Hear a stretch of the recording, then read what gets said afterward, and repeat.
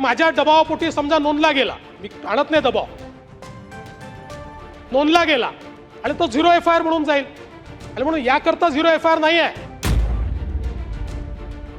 कुठल्या तरी दबावाखाली इन्व्हेस्टिगेशन चाललंय, अशा प्रकारे महाराष्ट्राची मानहानी व्हावी म्हणून कर्नाटकने हा रजिस्टर केलाय. अन्यथा नाही, याला शेमचा विषयच नाही. राहुलजींना भेटलात, राहुलजींनी आपल्याला सांगितलं की तुम्ही कर्नाटकमध्ये जाऊन त्या ठिकाणी FIR दाखल करा. कर्नाटकमध्ये 0 FIR दाखल झाला. सहन नाही करणार. कदाचित तुमच्या तीव्रतेपेक्षा माझी तीव्रता कमी असू शकते, पण एक महत्वाचा मुद्दा आलाय FIRच्या संदर्भात.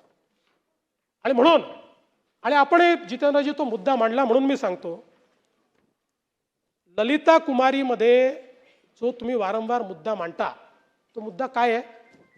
FIR कशा करता? To set law in motion.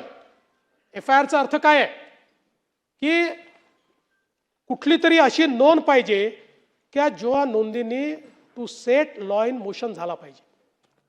आणि म्हणून जेव्हा ऍक्सिडेंट होतो तेव्हा ऍक्सिडेंटमध्ये to set the law in motion ADR register होतो. आणि ADR रजिस्टर झाल्यानंतर ज्यावेळेस संपूर्ण चौकशी पूर्ण होते आणि त्याच्यामध्ये जर असं आढळलं की याच्यामध्ये ऍक्सिडेंट नाही आहे, याच्यामध्ये काही क्रिमिनल एलिमेंट आहे, याच्यामध्ये काही निग्लिजन्स आहे, याच्यामध्ये काही चुका आहेत, याच्यामध्ये काही घातपात आहे, त्यावेळी जेव्हा चार्जशीट जाते त्यावेळी हा FIR मध्ये कन्वर्ट होऊन ती चार्जशीट जाते. ADR आणि FIR मध्ये अंतर काही नाही. दोघांचंही काम to set the law in motion आहे.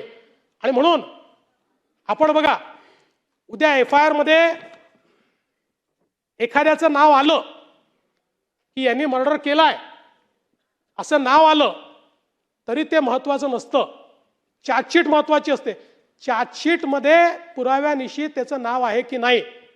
आपण अनेकदा पाहतो, कधी कधी राजकीय कारणाने अनेक ठिकाणी आपल्याला पाहायला मिळतं लोकांची नावं टाकली जातात, पण त्यांची चार्जशीट होते का? नाही होत, कारण पुरावा नसतो. त्यामुळे क्रिमिनल जस्टिस सिस्टीम आपण समजून घेतली पाहिजे. क्रिमिनल जस्टिस सिस्टीममध्ये या ठिकाणी to set the law in motion हे महत्वाचं असतं. To set the law in motion हे अपघाताच्या केसमध्ये ADRनीच आपण करतो.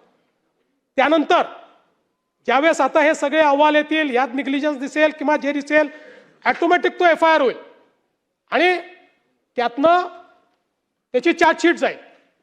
म्हणून मला असं वाटतं की आता कदाचित रोहित पवारांचे ते काका होते, त्यांचे जास्त जवळचे असतील, पण आमचे मित्र होते. आणि मला तर असं वाटतं की कदाचित म्हणजे त्यांच्या जवळचे लोक सांगू शकतील की गेल्या 5-7-8 वर्षात तर जेवढी माझ्याशी मैत्री होती तेवढी कदाचित राजकारणात फार कोणाशी असेल असं मला वाटत नाही. त्यामुळे आम्ही कुठेतरी त्यांच्यावर FIR होऊ नये किंवा तो ब्लॉक व्हावा हे का करणार आहे? आपल्याला क्रिमिनल जस्टिस सिस्टीममध्ये या पद्धतीनंच काम करावं लागतं. होतो ना, अगदी मी उदाहरण सांगतो की बावनकुळे साहेबांना बुक्की मारली, FIR होऊन जाईल, कारण ते हर्ट आहे. हा ऍक्सिडेंट असल्यामुळे पहिले ADR होतो, ADRच FIR मध्ये कन्वर्ट होतो, त्याची ती प्रोसेस चाललेली आहे. आणि मला असं वाटतं की ठीक आहे, आपल्या भावना तीव्र असल्यामुळे आपण राहुलजींना भेटलात, राहुलजींनी आपल्याला सांगितलं की तुम्ही कर्नाटकमध्ये जाऊन त्या ठिकाणी FIR दाखल करा. कर्नाटकमध्ये 0 FIR दाखल झाला. नाही ठीक आहे, त्यांनी नसेल सांगितलं, तुम्हाला मनात वाटलं असेल, पण मी तुम्हाला सांगतो, नाही नाही द्या ना शेवटी, असं नाही, द्या शेवटी. पण मी तुम्हाला सांगतो, आपण जर बघितलं तर याच्यामध्ये हा जो काही 0 FIR आहे हा घेण्याचा अधिकारच कर्नाटकला नाही. It is illegal. याचं कारण 0 FIRच्या संदर्भातला नियम असा आहे की ज्यावेळी विक्टीम FIR करण्याच्या परिस्थितीत नसेल त्यावेळीच विक्टिमला 0 FIR करता येतो. जिथे FIR करायचा ज्यांचं ज्युरिस्डिक्शन आहे त्या ज्युरिस्डिक्शनमध्ये जर विक्टिम पोचू शकत नसेल तर 0 FIR होतो आणि तो 0 FIR हा त्या पोलीस स्टेशनला त्या ठिकाणी कन्वर्ट होतो. अशा पद्धतीनं 0 FIR घेण्याचं ज्युरिस्डिक्शन कर्नाटकला बिलकुल नाही. उद्या हे जे काही कर्नाटकने केलं आहे यात काय होणार? उद्या जर हीच पद्धत ठेवली तर आमचे विखे पाटील साहेब मुंबईच्या पोलीस स्टेशनमध्ये कर्नाटकच्या मुख्यमंत्र्यांच्या विरुद्ध 0 FIR नोंदवतील. आणि माझ्या दबावापोटी समजा नोंदला गेला, मी आणत नाही दबाव, नोंदला गेला आणि तो 0 FIR म्हणून जाईल. आणि म्हणून याकरता 0 FIR नाही आहे. मी आपल्याला पद्धती पण सांगतो. म्हणजे you may be aggrieved and you have all right to be aggrieved, पण त्याच्यातली पद्धत ही आहे. याकरता पद्धत अशी दिलेली आहे की अशा पद्धतीनं तुम्हाला जर वाटतं की FIR दाखल झालाच पाहिजे आणि समजा प्रशासनाचं मत आहे की ADR will be converted into FIR, तर याच BNSच्या कायद्याने तुम्हाला 175(3) दिलेला आहे, ज्याच्या अंतर्गत तुम्हाला संबंधित कोर्टात जाता येतं आणि कोर्ट डायरेक्ट करतं की याच्यात FIR दाखल करा. त्यामुळे हा जो काही कर्नाटकने जे काही केलेलं आहे तुमच्या मनात नसेल, पण हे कर्नाटकने राजकीय दृष्ट्या महाराष्ट्रामध्ये इन्व्हेस्टिगेशन नीट चाललेलं नाही, कुठेतरी इन्व्हेस्टिगेशन डिरेल करण्यात येत आहे, कुठल्या तरी दबावाखाली इन्व्हेस्टिगेशन चाललंय. अशा प्रकारे महाराष्ट्राची मानहानी व्हावी म्हणून कर्नाटकने हा रजिस्टर केलाय. अन्यथा नाही, याला शेमचा विषयच नाही. नाही एक मिनिट.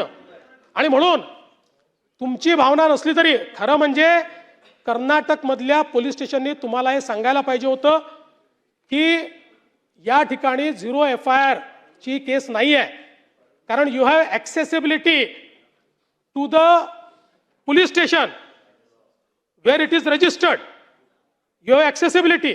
आणि त्यांनी जर तो रजिस्टर केला नाही तर 175(3) अंतर्गत तुम्ही कोर्टातनं तो रजिस्टर करून घेतला पाहिजे. पण मी तुम्हाला आश्वासित करतो, तुमच्या मनात शंका ठेवू नका. आकाश पाताळ एक करू, पण या केसमध्ये जर कोणाचा घातपात असेल, कोणाचाही बाप असला तरी त्याला खोदून काढू. सहन नाही करणार. कदाचित तुमच्या तीव्रतेपेक्षा माझी तीव्रता कमी असू शकते, पण इतकी बोथट नाही आहे की अजितदादांच्या केसमध्ये कोणी कॉन्स्पिरसी करेल आणि आम्ही त्याला सोडून देऊ, त्याचा मुर्दाही खणून काढू, एवढं तुम्हाला मी आश्वस्त करतो. आणि पुन्हा सांगतो, तुम्ही जे प्रयत्न करतात माझं समर्थन आहे, मी त्याच्या विरोधात नाही आहे. फक्त ते प्रयत्न करत असताना माझी तुम्हाला विनंती आहे, तुम्ही तरुण आहात, इतरांची तीव्रता कमी आहे असं तुम्ही समजू नका. कदाचित तुमच्यामध्ये लिडरशिप आहे, तुम्ही समोर जाऊन करतात. काही असे असतील की ज्यांना मनातलं वाटतंय पण ती लिडरशिप त्यांना दाखवता येत नाही किंवा त्यांच्यामध्ये ती कार्यपद्धती नाही आहे.